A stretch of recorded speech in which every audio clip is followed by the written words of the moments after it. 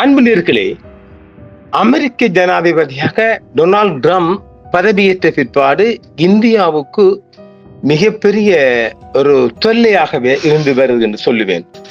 அவங்களுக்கு டெக்ஸ் அடித்தது, பிறகு அவங்களுடைய சட்டவிரோத குடியேற்ற கால இல்லீகல் இமிகிரேஷன் எல்லாம் நாயை மாட்டை கட்டி அனுப்பியது போன்று மிகப்பெரிய ஒரு தொல்லைகளை இந்தியாவுக்கு கொடுத்து வருகின்றார் என்றால் அது மிகையாகாது. அந்த வகையில் இப்பொழுது இந்தியர்களுக்கு அமெரிக்காவில் வேலை இல்லை என்ற ஒரு அதிரடி அறிவிப்பை ட்ரம்ப் அறிவித்திருக்கின்றார்.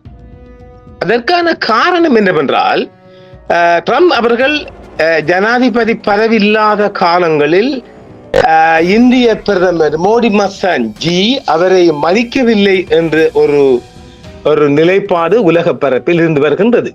அந்த வகையில் இப்போது திடீர் அறிவிப்பு ஒன்று வந்திருக்கின்றது, இந்தியர்களுக்கு வேலை கொடுக்க கூடாது என்று.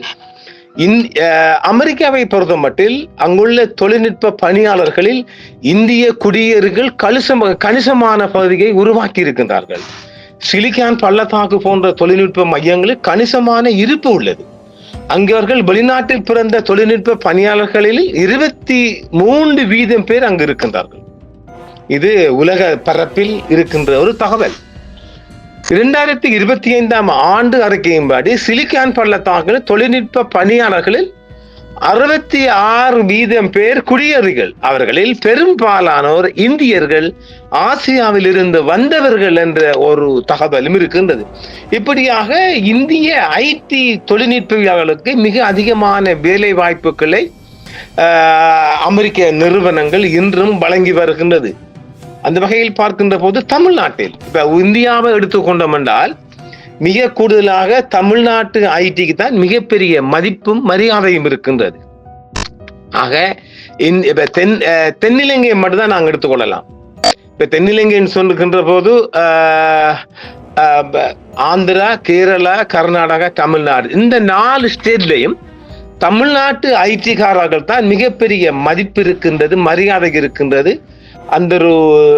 அந்த ஒரு வாய்ப்பு இருக்கின்றது. US offence various work visa இருக்கிறது. அதாவது இன்னும் ஒன்றை நாங்கள் சொல்லலாம் இங்கு. அதாவது தமிழ்நாட்டில் ஃபேமஸாக இருக்கின்ற ஐடி காலேஜுகளில் ஃபைனல் இயர் முடிக்கிறவங்களை பில்கேட்ஸ் கம்பெனி கூட ஃபைனல் இயர் முடிஞ்ச உடனே ஆஃபர் பண்ணிடுவாங்க. அந்த அளவுக்கு தமிழ்நாட்டில் ஃபேமஸ் என்று சொன்னால் அண்ணா யூனிவர்சிட்டி நாங்கள் பெஸ்ட்டாக சொல்லலாம். ஆக பெரிய ஃபேமஸ், பெரிய போட்டிக்கு, அதாவது மிகப்பெரிய போட்டி என்று கூட நாங்கள் சொல்லலாம். அது famous IT college in Chennai include the top rank IT Madras ஒன்று சொல்லலாம். அதுல அண்ணா யூனிவர்சிட்டியை சொல்லலாம். அப்புறம் Madras institute of technology MIT சொல்லலாம். எஸ்ஆர்எம் வந்துட்டு சயின்ஸ் டெக்னாலஜி சொல்லலாம். விச் சென்னை சொல்லலாம். சத்யபாமா இன்ஸ்டிடியூட் சொல்லலாம். எஸ்என் காலேஜ் சொல்லலாம். இப்படியாக ராஜலட்சுமி இன்ஜினியரிங் காலேஜ், இந்த இவ்வளவுதான் மிக போட்டி போட்டுக்கொண்டு தமிழ்நாட்டுக்குள்ள இந்த யூனிவர்சிட்டி ஐடி காலேஜ் மாத்திரம்தான் மிக அதிகமான போட்டி போட்டுக்கொண்டு ஒவ்வொரு ஐடி காரங்களையும் உருவாக்குறாங்க. அதுல அண்ணா யூனிவர்சிட்டி தான் பெஸ்ட் கிளாஸா இருக்குது. அப்ப இதுல முடிச்சவங்களுக்கு H1B விசா மூலம் அமெரிக்காவுக்கு போறாங்க. இப்ப நீங்க தமிழ்நாட்டில் நீங்க எடுத்துக்கொள்ளலாம். தமிழ்நாட்டு ஸ்டூடெண்ட்ஸ் மட்டும் இல்லை, இந்த அண்ணாஜி நாம் ஏற்கனவே சொன்ன இந்த யூனிவர்சிட்டிகள்ல ஆல் இண்டியா, அது கேரளா, ஆந்திரா, எல்லா ஊர்லயும் இருந்து ஐடி கோர்ஸ் கண்டு வராங்க. மிகப்பெரிய செலவு, இந்தியா காசுல 50 லட்சம் எல்லாம் முடிஞ்சிருக்குது இந்த ஐடி காலேஜுக்காக, இந்த ஐடி படிப்புக்காக, அந்த ஐடி சர்டிபிகேட்டுக்காக. முழு நோக்கம் அமெரிக்கா செல்வது. அமெரிக்கா ஃபர்ஸ்ட் கிளாஸ் ரேங்க் எடுத்தவனுக்கு 50 லட்சம் மாசம் பேசியெல்லாம் ஒஃபர் பண்ணி கொண்டு போயிடுவாங்க.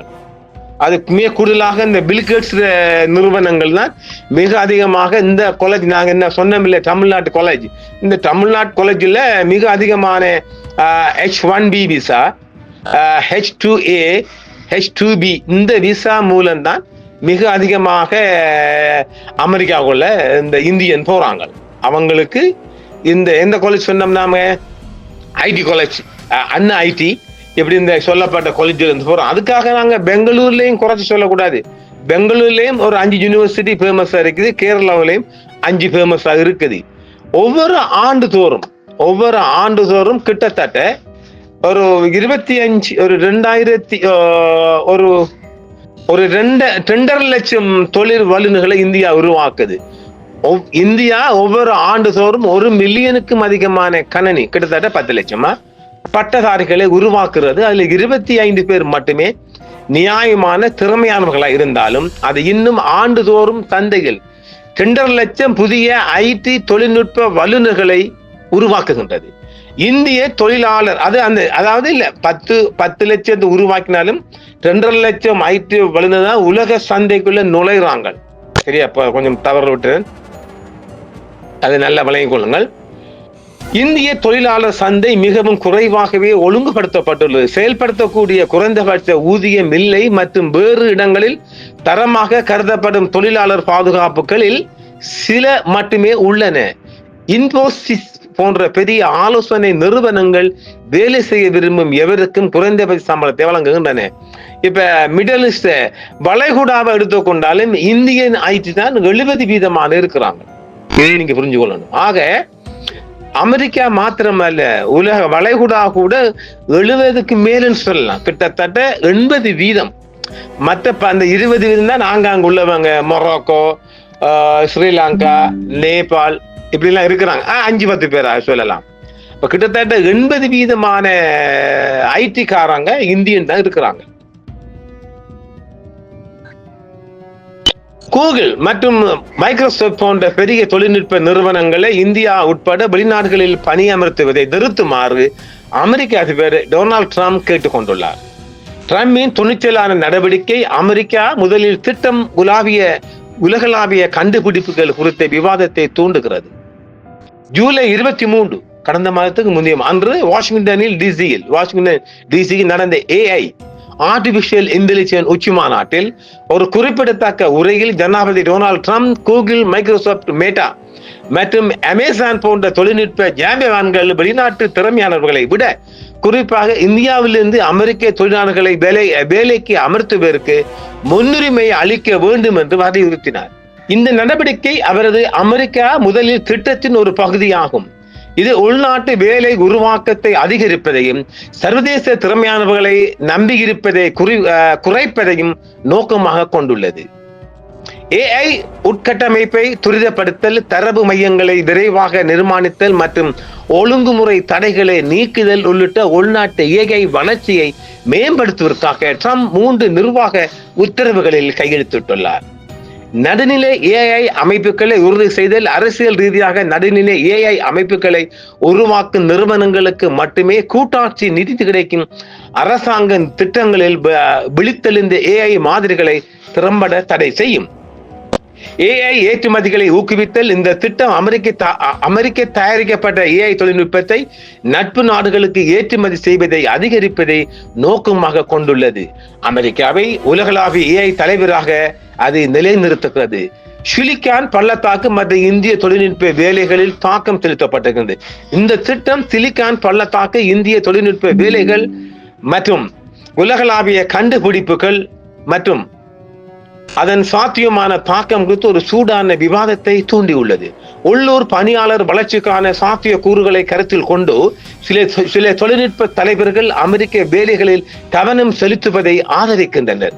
மற்றவர்கள் உலகளாவிய திறமைகளை கட்டுப்படுத்துவது புதுமை மற்றும் போட்டித்தன்மையை தடுக்கக்கூடும் என்றும் எச்சரிக்கின்றனர். இந்திய ஐடி வல்லுநர்கள் இந்த திட்டம் இந்தியாவில் செயல்படும் அமெரிக்க பன்னாட்டு நிறுவனங்களின் தொழில்நுட்ப பணியமர்த்தலில் மந்தநிலை அல்லது முடக்கத்திற்கு வழிவகுக்கும் திறமை குழாய்களை சீர்குலைத்து தொழிலாளர் செலவுகளை அதிகரிக்கும் என்று கருதப்படுகின்றது. அமெரிக்க தொழில்நுட்ப நிறுவனங்கள் கூகுள் மற்றும் மைக்ரோசாப்ட் போன்ற நிறுவனங்கள் அமெரிக்காவை தளமாக கொண்ட பணிகளுக்கும் கடல் கடந்த மேம்பாட்டு மையங்களுக்கும் இந்திய ஐடி நிபுணர்களை வரலாற்று ரீதியாக நம்பியுள்ளன. இந்தியாவில் பணியமர்த்துவதை கட்டுப்படுத்துவது முதுமையின் வேகத்தை சவால் செய்யலாம் என்ற கருத்தும் அமெரிக்காவில் உருவாகி வருகின்றது. அமெரிக்க தொழிலாளர்களுக்கு முன்னுரிமை அளிப்பது பொருளாதாரத்தை கிட்டத்தட்ட அவங்களோட பொருளாதாரத்தில் பாதிப்பு வரப்போகுது. அமெரிக்க தொழிலாளர்களுக்கு முன்னுரிமை அளிப்பது பொருளாதாரத்தை வலுப்படுத்தும் மற்றும் வெளிநாட்டு உட்கட்டமைப்பை சார்ந்திருப்பதை குறைக்கும் என்றும் சிலர் வாதாடுகின்றார்கள். உலகளாவிய திறமைகளை கட்டுப்படுத்துவது திறன் பற்றாக்குறைக்கு வழிவகுக்கும் என்று மற்றவர்கள் எச்சரிக்கின்றனர். ஏனெனில் சர்வதேச ஆட்சேர்ப்பு இல்லாமல் அதிக திறமையான தொழிலாளர்களுக்கான தேவையை பூர்த்தி செய்ய அமெரிக்கா சிரமப்படலாம். அமெரிக்கா முதலில் என்ற திட்டத்தின் முக்கியத்துவம் உலகளாவிய கண்டுபிடிப்பு மற்றும் ஒத்துழைப்பில் ஏற்படக்கூடிய தாக்கம் குறித்த கவலைகளை எழுப்பியுள்ளது. தொழில்நுட்ப தேசியவாதம் ட்ரம்பின் நிகழ்ச்சி நிரல் அதன் அரசியல் யதார்த்தத்தை மறைக்க எந்த முயற்சியையும் எடுக்கவில்லை. அமெரிக்க கொள்கையை சீனாவின் தொழில்நுட்ப வளர்ச்சிக்கு எதிரான ஒரு நடவடிக்கையாக நிலைநிறுத்துகிறது. உலகளாவிய போட்டி, வெளிநாட்டு பணியமர்த்தலை கட்டுப்படுத்துவது அமெரிக்க நிறுவனங்களின் போட்டியிடும் திறனை குறைக்கலாம், செலவுகளை அதிகரிக்கலாம் அல்லது புதுமைகளை தாமதப்படுத்தலாம். அமெரிக்க தொழில்நுட்ப துறை இந்த புதிய எதிர்ப்புகளை நிறைவேற்றும் போது அது உள்நாட்டு முன்னுரிமைகளை உலகளாவிய கண்டுபிடிப்பு கோரிக்கைகளுடன் சமநிலைப்படுத்த வேண்டும். நிர்வாகம் ஒரு சுமூகமான மாற்றத்தை உறுதி செய்வதற்காக தொழில்நுட்ப தலைவர்களுடன் இணைந்து பணியாற்றுவதாக உறுதியளித்துள்ளது. ஆனால் எதிர்கால பாதை நிச்சயமற்றதாகவே காணப்படுகிறது. இது அமெரிக்காவின் நிலைப்பாடு. மறுபுறத்தில் இப்பொழுது இந்த AI தொழில்நுட்பம் வந்த பிற்பாடு IT தொழிலாளர்களுக்கு வேலை நீக்கம் செய்யப்பட்டு வருகின்றார்கள், அதாவது குறைக்கப்பட்டு வருகிறார்கள். அமெரிக்கா இப்ப ஜப்பான் போன்ற நாடுகளிலும் இப்பொழுது இந்த AI ரோபோ அதிகமாக ஈடுபடுத்தப்பட்டு வருவதால் இந்த AI தொழில்நுட்பம் என்ற ஒன்று மிக அதிகமாக குறைக்கப்பட்டுள்ளது என்று நான் சொல்லுவேன். குறைந்து வருகின்றது என்று நான் சொல்லுவேன். மிக கூடுதலாக இந்த IT தொழில்நுட்பம் வேலை உள்ளவர்களுக்கு இப்பொழுது கொஞ்சம் கொஞ்சமாக கட்டமாக வேலை நீக்கம் செய்யப்பட்டு வருகின்றார்கள். அது இந்தியாவாக இருக்கட்டும் அல்லது உலகளாவிய ரீதியில் இப்பொழுது இந்த AI தொழில்நுட்பம் வேகம் எடுத்து AI ஜெனரல் AIG மிக அதிகமாக முன்னணியில் இருந்து வருவதால் இந்த IT தொழில்நுட்ப வல்லுநர்களின் வேலை மிக அதிகமாக உலகளாவிய ரீதியில் குறைந்து வருகின்றது என்பதை நாம் அவதானிக்க முடிகின்றது. இப்ப இந்தியா வருடாந்தம் 10 லட்சம் கிட்டத்தட்ட 10 லட்சம் IT வல்லுநர்களை உருவாக்கினாலும் 2.5 லட்சம் வல்லுநர்கள் தான் இந்தியா உலக சந்தையில்